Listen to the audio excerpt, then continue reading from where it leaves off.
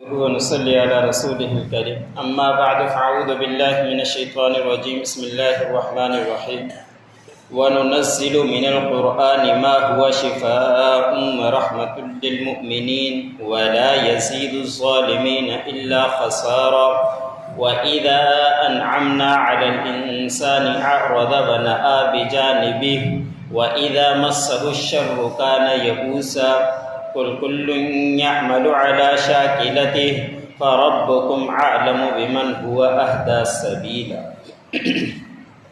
سورۃ بنی اسرائیل کا درس چل رہا ہے۔ اسی سورۃ کی آیت نمبر 82 سے لے کر 84 تک تلاوت کی ہے۔ گزشتہ آیتوں کے اندر اللہ رب العزت نے فرمایا کہ نبی کریم صلی اللہ علیہ وسلم نے دعا فرمائی کہ مجھے مکے سے نکال سچائی کے ساتھ اور مدینہ میں داخل کر سچائی کے ساتھ۔ پھر اللہ رب العزت نے 8 سال کے بعد مکے کو فتح یاب بھی کر دیا اور آپ صلی اللہ علیہ وسلم اس کے اندر داخل ہوئے، اور یہ آیت پڑھ کر آپ صلی اللہ علیہ وسلم بتوں کو گراتے رہے کہ حق آ گیا اور باطل مٹ گیا، اور باطل ہے ہی مٹنے کے لیے، اور وہ ختم ہو گیا تھا جب مکہ فتح ہوا۔ آج کے آیت میں اللہ رب العزت نے فرمایا کہ ہم نے یہ قرآن پاک نازل کیا ہے، یہ قرآن پاک شفا ہے، باطنی بیماری سے بھی اور ظاہری بیماریوں سے بھی شفا ہے۔ اور باطنی بیماریوں میں سے جو مسلمان ہو جاتا ہے، کفر سے ہٹ جاتا ہے، تو اس کے لیے آخرت میں یہ شفا ہے۔ اور دنیا کے اندر حسد، کینہ، اگر اس کو غور سے پڑھا جائے، اس کے اوپر عمل کی جائے، تو تمام باطنی بیماریاں اس قرآن پاک کے ذریعے سے ختم ہو جاتی ہیں۔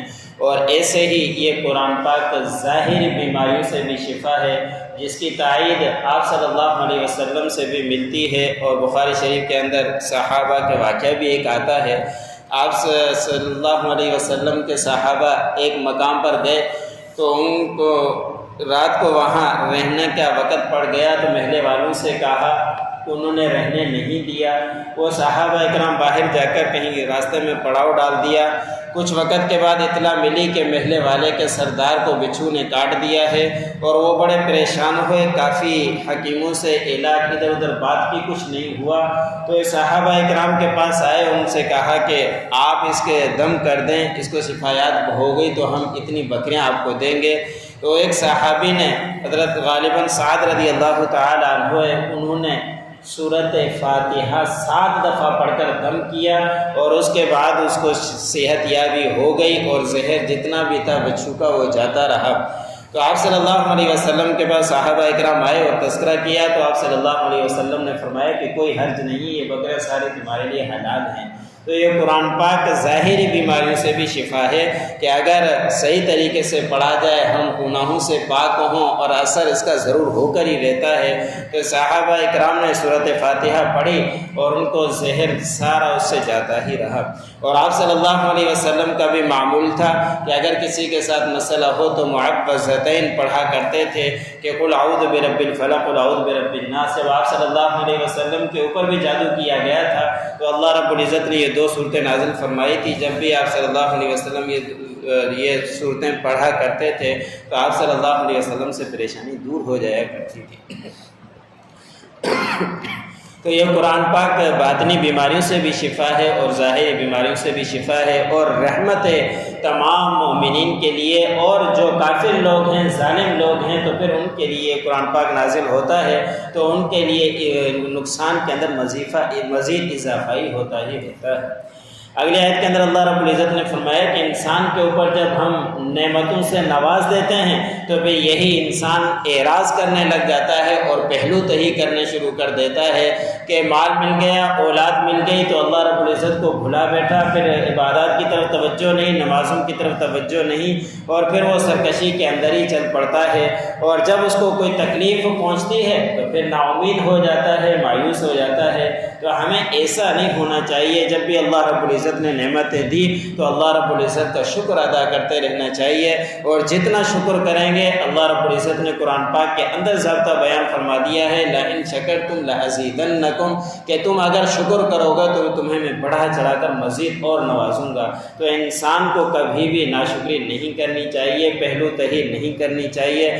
جب نہیں تھا اس وقت بھی شکر کرے، جب اللہ رب العزت نے نعمتوں سے نواز دیا تو اس وقت بھی شکر کرے۔ یہ دینا نہ دینا اللہ رب العزت کے اختیار میں ہے، جب چاہے دے اور جب چاہے چھین لے۔ تو ایسی کیفیت نہ ہو کہ جب نعمتیں آ جائیں تو پھر ہم اللہ رب العزت کو بھلا دیں، جب نعمتیں ختم ہو جائیں پھر دوبارہ اللہ رب العزت کے در کے اوپر آ جائیں۔